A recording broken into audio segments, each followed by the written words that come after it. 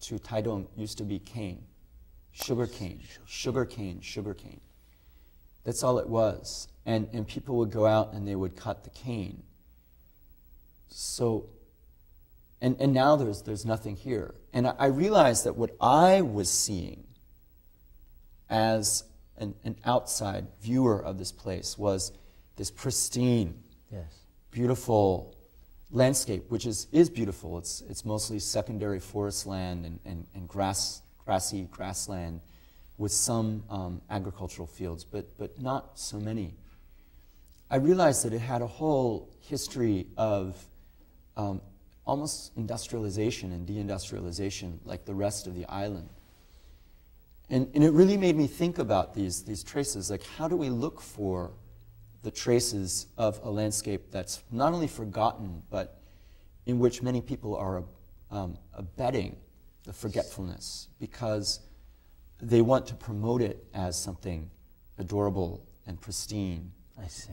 And healthful, but they're not willing to look at the history of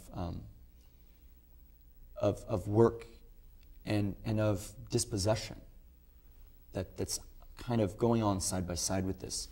So I thought I would begin to try to look for places like that, or places that were uncanny because they might show us a place where a trace of this forgotten past was emerging. And maybe there were people who were befriending that forgotten past and trying to speak or trying to make the conditions for that forgotten landscape to speak.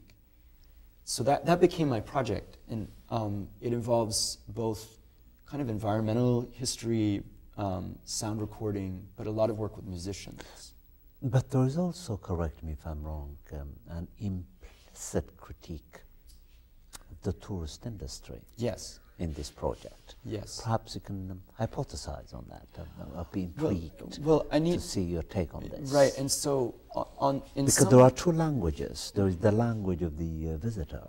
Right. And then there is the language of the native. Right. And in that these two languages do not necessarily share an interface. Exactly. And it's hard to see sometimes how they might have an interface if it's not for the work of mostly creative artists, right? The way I would talk about that is I'm interested in tourism because it's often through tourism that some of these diverse traces become evident. Right, but it's also through tourism that some of the implications of the traces of these diverse histories might be, shall we say, elided or cut away. It's remarkable, yeah. So there's some good examples that I might give, but I have to be really descriptive maybe and talk about what we see and hear when we go to a place like Dulan, because I am an ethnographer, so I'm not. You know, philosophers often like to talk through categories of maybe like the tourist mind or the tourist eye. But as an ethnographer, I only allow myself the possibility of philosophizing through the most concrete things. Like a writer does. Like a writer does, yes.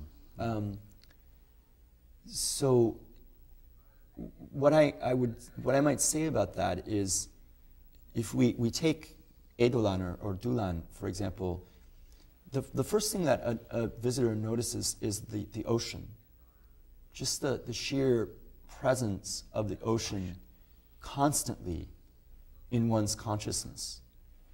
So no matter where one goes in the town, one can see the ocean, and even if one is inside and can't see the ocean, one is always aware of the presence of the ocean through its sound. So the sound work that I've been doing there has been often trying to give us a sense of what this sounds like, what this feels like, always to hear the ocean as a key element in a soundscape, which is like a sonic landscape. So that's the one thing. And people are really attracted to the ocean. So the tourist viewpoint of the place is often, they want to go to this place where they can see the ocean And they feel as if they can just sit and gaze at the ocean and hear the ocean. It will clear their mind of everything. And then not only will they have traveled to a place that's very remote by Taiwanese standards, but they'll make what one singer has called the furthest journey. And the furthest journey is really the furthest journey to one's own kind of soul, right? That's something, the sound of the ocean will remove everything. But what we need to realize is that's a position of relative privilege, isn't it? It is. And to people who are native Yes. of Dulan, the ocean may mean a couple things, right? If one's a merchant on the main street, it means that there is a revenue from people who visit, as well as a revenue from the people who live in this village. If one is someone who lives there as a native, it often is a place that's almost like a refrigerator, and that's how they describe it, because these are people who still, to a great extent, live by gathering the produce of the ocean. Yes. They dive for sea urchins That's and right. for shellfish, or they collect different forms of sea vegetables. All of the men, and I feel completely outclassed by this. And in fact, one of my friends tells me that if I were Amis, which is the name of this indigenous group, I would never be able to marry into a good family because I'm completely inept at spearfishing. I see. Which is one of the major traits of being a good man, is being able to go spearfishing. So the ocean is deeply connected to people's subsistence, but it's also deeply connected to their spirituality, right? So there are people who believe that their ancestors literally emerged from the ocean and became fully human when they came ashore. And they developed this relationship between the land and the ocean. And so they view themselves as people of the ocean. And so the idea that the ocean is a place where you go to forget doesn't work for them. The ocean is a place that one needs always to respect and always to revere and always to cultivate. So in fact, a lot of the ritual life of the town surrounds the ocean. So how do you overcome this tension between what you see and what the native cannot see as an ethnographer? How do you deal with that tension? For me, the idea has always been that I actually try actively to empathize I see. with all of these positions. You don't try to make them see what you think they should see. Rather, you try to train yourself to see both what they see by empathizing with what you think they are seeing, and also learning from the way they see. Exactly. Am I right? Exactly. So what I really want to do in these situations is always, and I feel this way even in historical work. If say I'm working on the Japanese colonial period, my first impulse as an ethnographer or someone who does kind of an historical anthropology is trying to understand the world as it seemed to those people, even if I think those people are bad people, right? Because I don't want to give myself the luxury of judging them. Now, of course I do, right? I mean, I can't step out of my own framework of values. I have them. But I can always try to develop a kind of secondary naivete or a kind of feeling of empathy where I first say, I want to understand why they did what they were doing on their own terms. I see. So if someone says to me, I came here to forget life, right, then I might wonder, well, what is it about their life in Taipei or in Kaohsiung, forgetting, right, that requires forgetting? What is it about the weight of life in contemporary Taiwan for many people that they search out these places to find a different mode of living. And why don't they feel they can't, or why do they feel that they can't do that in places like cities? Like, what is it about the city that's too fraught for them? So that would be one thing.